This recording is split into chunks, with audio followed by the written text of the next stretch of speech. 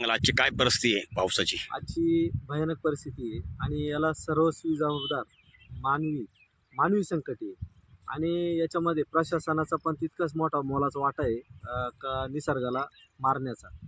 कारण की झाडांची कत्तल बेमाप झालेली आहे. आता दरवर्षी आता जूनला पाऊस पडला दरवर्षी की झाडे लावा झाडे जगवा, मोठ्या मोठ्या घोषणा फलकं लावायचे, पैसे काढायचे, निधी उकळायचे. शासनाने आतापर्यंत हेच करण्यात आलंय.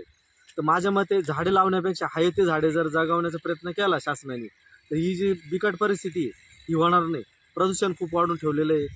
वाहनांच्या बाबतीत जर केलं तर 15 वर्षानंतरचे वाहनं वापरायचे नाही, पण आहे ते जुने वाहनं नवीन वाहनं जर बंदी घातली तर माझ्या मते या परिस्थित्या वाढणार नाही, प्रदूषण वाढणार नाही, निसर्ग पण समतोल राहील आणि गंभीर परिस्थिती होत चालली. तर त्याकरता शासनाने पण लक्ष देऊन आणि तुमच्याकडे पाण्याची काय परिस्थिती? पाण्याची परिस्थिती एकदम बिकट आहे.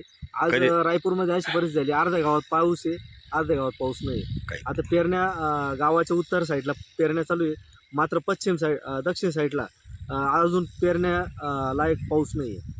म्हणजे जमीन कोरडीच निघते खाली.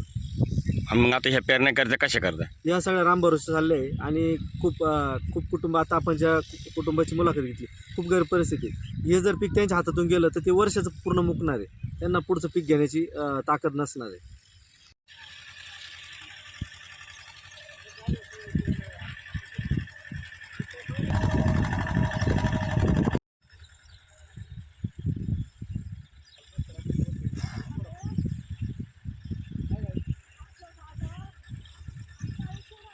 खूप येतो नाही तर मग येतच नाही आणि परिस्थिती बिकट होत चालली दिवसेंदिवस. उष्णता वाढत चालली. या गोष्टी मांडल्या पाहिजे असं.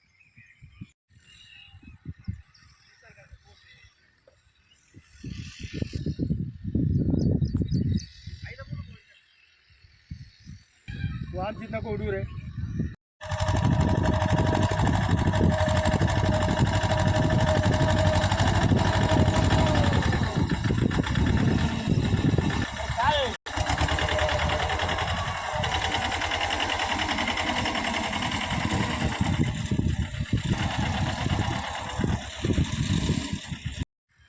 माझं नाव संतोष चंद्रभान खर्डे, रायपूर तालुका चांदवड, जिल्हा नाशिक.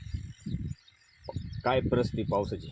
यावर्षी पाऊस एकदम कमी आहे आणि काही ठिकाणी खूप पडतो आहे आणि काही ठिकाणी काहीच पडत नाही. आता तुम्ही काय करताय शेतात? आता मी मका पेरतोय रामभरोसे. म्हणजे पाऊस झाला पण कमी झाला कमी का? झालं, पोवल नाही, काहीच नाही. तरी शेतीत पेरलं. आता दिवस निघून चालले तर काय करणार? दिवसाचा तर विचार करावा लागणार आहे ना. पुढची पिकं घ्यायची परत, त्याच्यासाठी पेरावंच लागणार. आता हे सर्व वरच्याच्या भरोश्यावर. आता झालं तर ठीक. झालं तर ठीक, नाही तर मातीमोल. दुबार पेरणी करण्याची वेळ येईल का? काय सांग, शेवटी निसर्गावर अवलंबून आहे. आता किती दिवस झाले पाऊस नाही? आता जवळजवळ असं समजायचं की चार दिवसानंतर पाऊस नाही. पहिले पडला तो एकदम किरकोळ पडला, त्याच्यावर ओल झाली नाही. आता जर रात्री झाला तो पण एकदम पेनकवणी झाला. म्हणजे जसं आपण अंगणामध्ये सडा टाकतो त्या पद्धतीने पाऊस झाला, त्याने काहीच होणार नाही. कट करतो. हा, पेरणी चालू आहे. हा. पाऊस नाही, पाणी नाही. हे राम भरोसे चालू आहे. आता कोरडं पेरायचं काम चालू आहे. पण त्याला इलाज नाही ना आता.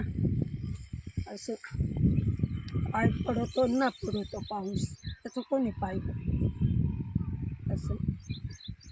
काय सांगाल बाबा? तेच तुझे आहे ना सांगितलं. आमचे भरोसे चालू आहे आमचं. काय आमचीच मका पाणी एक पडत नाही, भरोसे काही चालू आहे नाही. आता. तीन भरोसे चालू आहे. काय करावं? मागा मोलाचं बी आणून तुम्हाला पुढचं पेरावं लागलं. पुढचं काय काय नाही.